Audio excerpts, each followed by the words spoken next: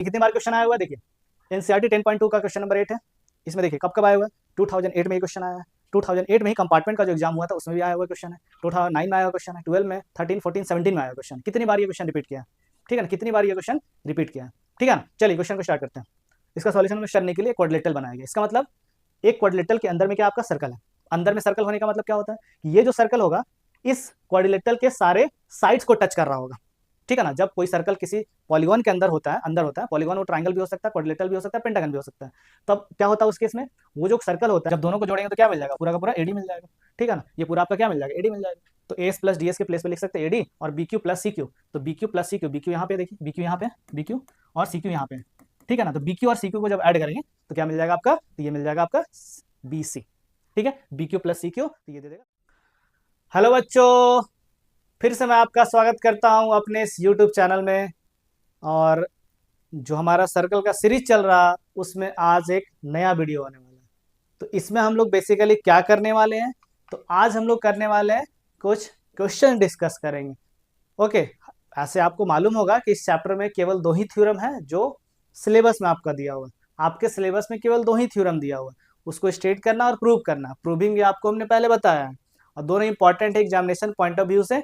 और कितनी बार वो क्वेश्चन आया था हमने पहले डिस्कस किया है, ठीक है ना। बहुत बार वो क्वेश्चन आया हुआ है थ्योरम डायरेक्टली, आपको वो थ्योरम को प्रूव करने के लिए भी सीखना है, ठीक है ना। और जैसा आपको मालूम होगा, अगर प्रीवियस वीडियो आपने देखा होगा तो वहाँ पे मालूम होगा मैंने पूरा क्वेश्चन डिस्कस किया। मतलब प्रीवियस ईयर का जो क्वेश्चन आ रहा है वो भी साथ में डिस्कस करते जा रहे हैं। यहाँ पे एनसीईआरटी बेस्ड क्वेश्चन है वो भी डिस्कस कर रहे हैं। कुछ क्वेश्चन जो इंपॉर्टेंट है आपके एग्जामिनेशन वो भी यहाँ पे डिस्कस कर रहे हैं। तो हमें नहीं लगता है कि इस वीडियो को फॉलो करने के बाद अगर आपने सर्कल का पूरा वीडियो को फॉलो किया तो उसके बाद हमें नहीं लगता है कि कुछ भी आपका क्वेश्चन छूटने वाला है, ठीक है। इसके बाद भी हम लोग कुछ एक नया सीरीज स्टार्ट करेंगे जिसमें हम लोग क्या करेंगे, तो प्रीवियस ईयर 10 ईयर्स के क्वेश्चन यहाँ पे डिस्कस करेंगे, ठीक है ना। तो आज हम लोग बेसिकली क्वेश्चन यहाँ पे डिस्कस करेंगे। वेरी इंपॉर्टेंट क्वेश्चन है, वो एग्जाम में बार बार आया हुआ है, मतलब बहुत बार आया हुआ है, ठीक है ना। सर्कल जो चैप्टर है उससे ये क्वेश्चन आए हुए हैं। हम बता देंगे वो कब कब आया हुआ है। और जैसा आपको मालूम है कि इसमें 2 थ्योरम करना है, और एक थ्योरम आपका क्या है, देखिए फर्स्ट थ्योरम आपका देखिए, 2 tangent drawn from an external point और to a circle are equal. देखिए अगर आपके पास एक सर्कल है और सर्कल पे एक पॉइंट ले लीजिए पी, ठीक है ना। सर्कल पे है point, oh sorry, wait a minute, हाँ ये था ना दूसरा। हाँ, तो सर्कल के बाहर हमने एक पॉइंट लिया पी, सर्कल के बाहर हमने एक पॉइंट लिया पी। तो इस पॉइंट से आप कितने टैंजेंट ड्रॉ कर सकते हैं, तो इस पॉइंट से आप 2 टैंजेंट ड्रॉ कर सकते हैं। और इन दोनों टैंजेंट्स का लेंथ क्या होता है, इक्वल होता है। मतलब हमने 2 टैंजेंट बनाया P A and P B, कहाँ से भाई, तो एक्सटर्नल पॉइंट से। तो इन दोनों टेंजेंट का लेंथ इक्वल हो जाता है। एक थ्योरम तो ये था। दूसरा थ्योरम क्या था, आपका एक सर्कल है और सर्कल पे एक पॉइंट लीजिए पी, और ये मान लीजिए सर्कल का सेंटर है ओ। तो ओ ओपी जब आप बनाएंगे तो ये तो बन जाएगा रेडियस, ओपी क्या है, रेडियस है। और इसी पॉइंट पे जब आप एक टैंजेंट ड्रॉ करेंगे, टैंजेंट जैसे मान लीजिए हमने ड्रॉ किया ए बी जे टैंजेंट, ठीक है।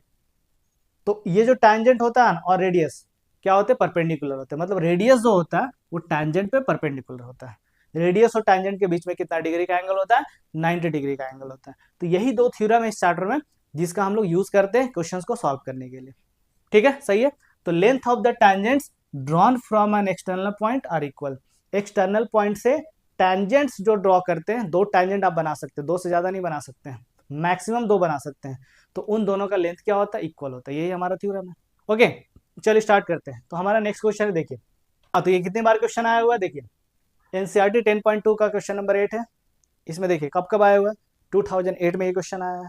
2008 में ही कंपार्टमेंट का जो एग्जाम हुआ था उसमें भी आया हुआ क्वेश्चन है।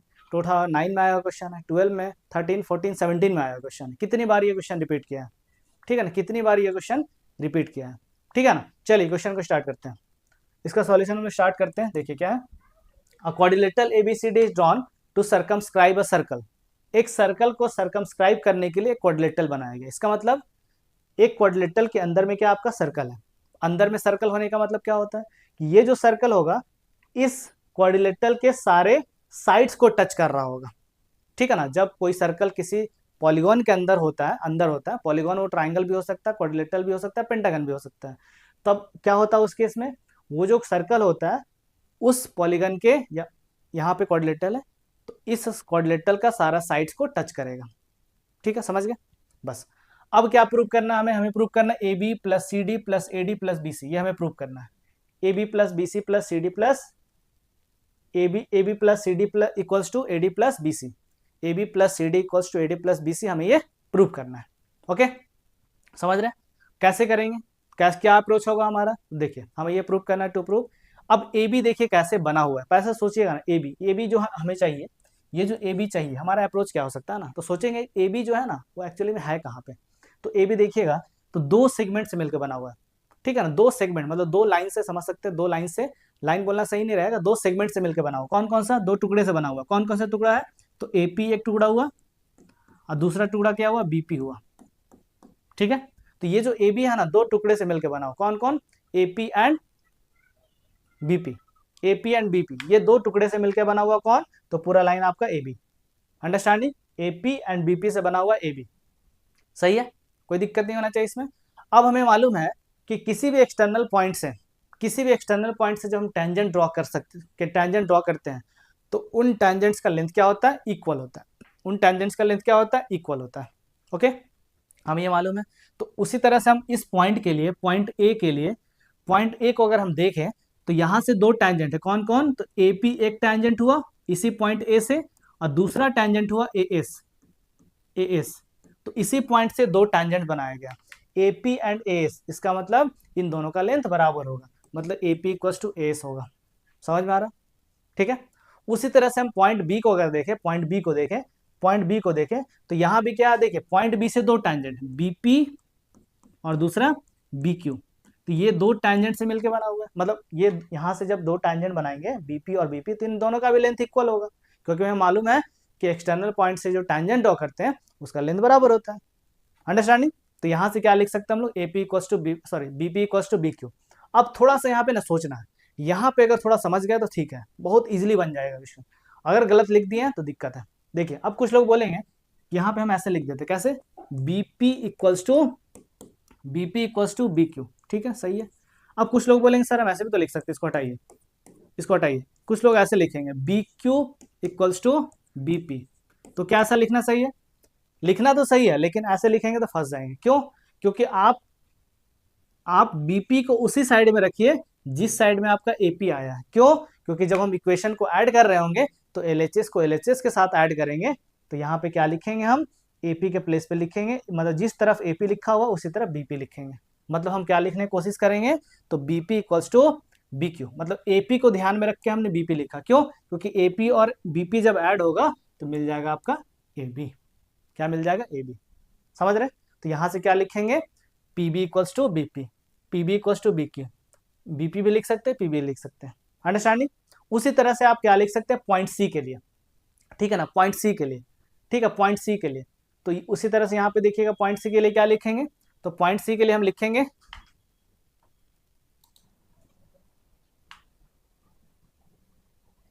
ओके, तो पॉइंट सी के लिए क्या लिखेंगे, तो पॉइंट सी के लिए हम क्या लिख सकते हैं, तो देखिए C Q equals to C R, C Q equals to C R. अब ध्यान रखिएगा ना, जिस तरफ में बी क्यू लिखा हुआ है उसी तरफ में हम सी क्यू लिखेंगे, क्यों, क्योंकि जब बी क्यू को सी क्यू के साथ ऐड करेंगे तो क्या मिल जाएगा आपका, बीसी मिल जाएगा, बीसी मिल जाएगा। तो जब आप इक्वेशन को ऐड कर रहे होंगे ना तो ये जरूरत पड़ेगा, इसलिए जिस साइड में बी क्यू लिखा हुआ है उसी साइड में क्या लिखेंगे, सी क्यू को लिखेंगे, सी क्यू को इधर नहीं लिख देना, गड़बड़ हो जाएगा, फिर इस तरफ ही लिखना, बी क्यू सी क्यू के साथ, ठीक है। अब सी आर के साथ क्या होगा आप इजीली बता सकते हैं, सी आर के साथ किसको लिखेंगे भाई, सी आर के साथ किसको लिखेंगे, तो सी आर के साथ लिखेंगे डी आर को, सी आर के साथ किसको लिखेंगे, तो सी आर के साथ डी आर को, क्योंकि सी आर जिस तरफ रहेगा उसी तरफ डी आर, और जब दोनों को ऐड करेंगे तो वो सी डी दे देगा, सी डी दे देगा, ठीक है ना। तो नेक्स्ट पॉइंट जो हमारा डी है, नेक्स्ट पॉइंट जो हमारा डी है उसके लिए हम क्या लिखेंगे, तो डी के लिए लिखेंगे क्या, तो D R equals to D S, देखिए हम ये सिंबल यूज कर रहे हैं ना, क्यों, ये इक्वल दिखाने के लिए, ठीक है ना, ऐसे इस तरह से हमने बनाया, इस तरह से या इस तरह से, ठीक है।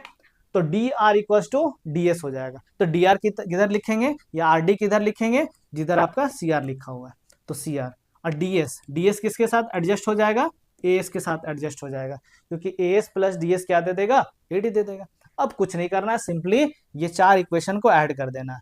ऐड कैसे करते हैं भाई, तो एलएचएस को एलएचएस के साथ ऐड करेंगे, आरएचएस को आरएचएस के साथ ऐड कर देंगे, ठीक है ना। तो बस इन सारे इक्वेशन को जब ऐड करेंगे सबका रीजन क्या हो गया, तो tangents drawn from an external point to a circle are equal. ठीक है, इन सबके पीछे रीजन क्या होगा ये। अब क्या करेंगे, चार इक्वेशन को ऐड करेंगे। तो ऐड करने के लिए क्या करेंगे, एलएचएस, सारे एलएचएस को एक तरफ लिखेंगे, एलएचएस में ही लिखेंगे ऐड करके, और सारे जो आरएचएस वाले टर्म्स हैं उन सबको आरएचएस में ही लिखेंगे। ठीक है ना, और दोनों के बीच में इक्वल टू का साइन पुट कर देना है। अब देखिए एपी और बीपी, एपी और बीपी जब मिलेगा तो क्या बन जाएगा, तो एपी यहाँ पे बीपी यहाँ पे, जब मिलेगा तो क्या बन जाएगा, तो ये बन जाएगा आपका ए बी। सही है। उस तरह से सी आर और डी आर, सी आर और आर डी को जब जोड़िएगा, कहाँ गया सी आर, सी आर और आर डी को जोड़िएगा तो क्या आ जाएगा आपका, ये आ जाएगा आपका सी डी। ठीक है, तो इसको एक साथ कर लेना है। उसी तरह से उस तरफ आ जाए तो ए एस और डी एस को हम एक साथ कर लेंगे, ए एस और डी एस को एक साथ लिख लेंगे। उसी तरह से बी क्यू और सी क्यू को एक साथ लिख लेंगे। ठीक है ना। अब देखिए एपी प्लस बीपी क्या हो जाएगा, तो एपी प्लस बीपी आपका हो जाएगा ए बी। देखिए ए बी हो गया पूरा, ये समझ रहे हैं, ए बी, तो इसके प्लेस पे लिख सकते हैं हम लोग ए बी। ठीक है। C R plus D R क्या होगा, सी आर, देखिए ये सी आर है, ये सी आर है और ये डी आर है, जोड़ेंगे क्या मिलेगा, सी डी मिल जाएगा। तो ये हो गया आपका सी डी। अब आर एच एस में आते हैं तो A S plus D S, देखिए ए एस यहाँ पे, ए एस और डी एस यहाँ पे, जब दोनों को जोड़ेंगे तो क्या मिल जाएगा, पूरा का पूरा ए डी मिल जाएगा। ठीक है ना, ये पूरा आपका क्या मिल जाएगा, ए डी मिल जाएगा। तो A S plus D S के प्लेस पे लिख सकते हैं ए डी, और B Q plus C Q, तो B Q plus C Q, B Q यहाँ पे, देखिए बी क्यू यहाँ पे, बी क्यू और सी क्यू यहाँ पे। ठीक है ना, तो बी क्यू और सी क्यू को जब ऐड करेंगे तो क्या मिल जाएगा आपका, तो ये मिल जाएगा आपका बी सी। ठीक है, B Q plus C Q, तो ये दे देगा बी सी। समझ रहे, यही तो हमें प्रूव करना था, यही तो हमें प्रूव करना था। ओके, यही तो हमें प्रूव करना था, कोई दिक्कत नहीं होना चाहिए इसमें। चलिए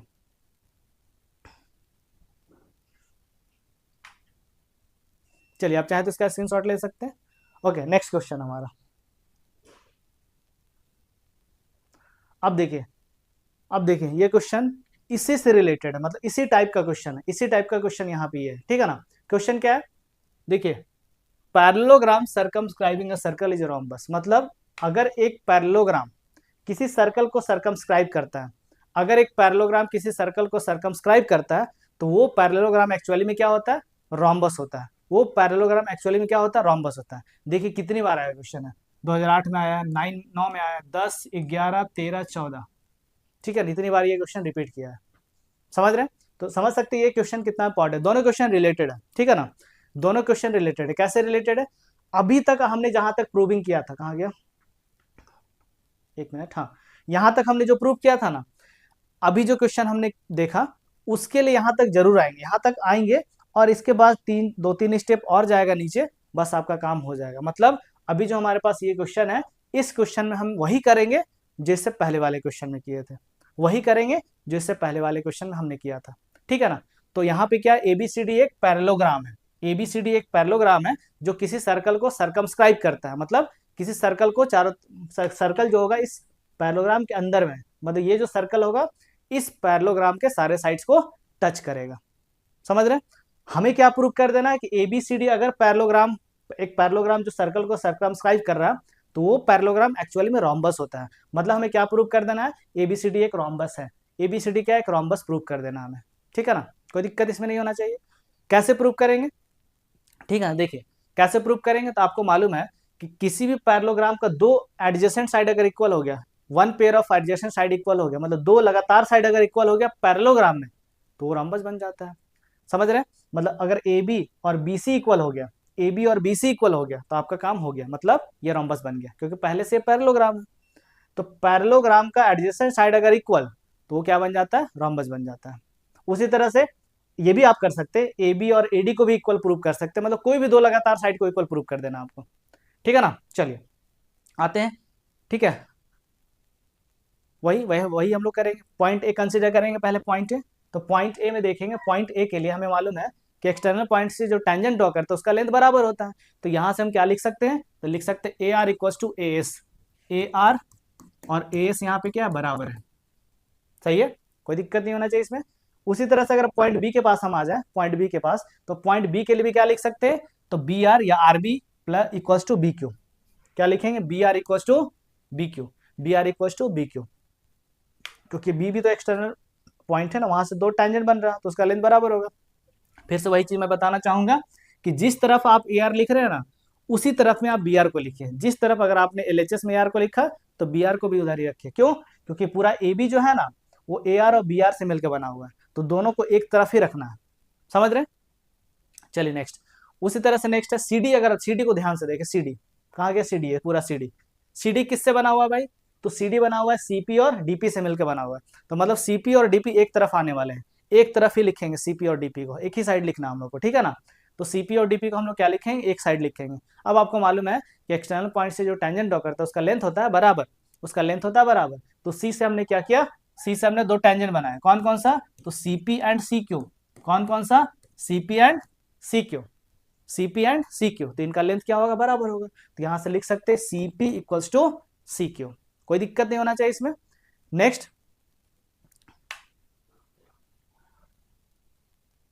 ठीक है ना। उसी तरह से अगर हम किसके लिए लिखें, एक मिनट वेट मिनट, हाँ पॉइंट डी के लिए। पॉइंट डी के लिए, तो पॉइंट डी के लिए क्या हो जाएगा? DP equals to D S, because external point से जो टेंजेंट ड्रॉ करते हैं उसका लेंथ होता है बराबर। तो यहाँ पे हो जाएगा DP equals to D S, DP equals to D S, या फिर PD equals to D S आप लिख सकते हैं। डीपी लिखे, पीडी लिखे, लाइन सेगमेंट ही है वो, ठीक है ना। कोई दिक्कत नहीं होना चाहिए। ये सबका रीजन क्या हो गया? Length of the tangent drawn from an external point are equal, ठीक है, सही है।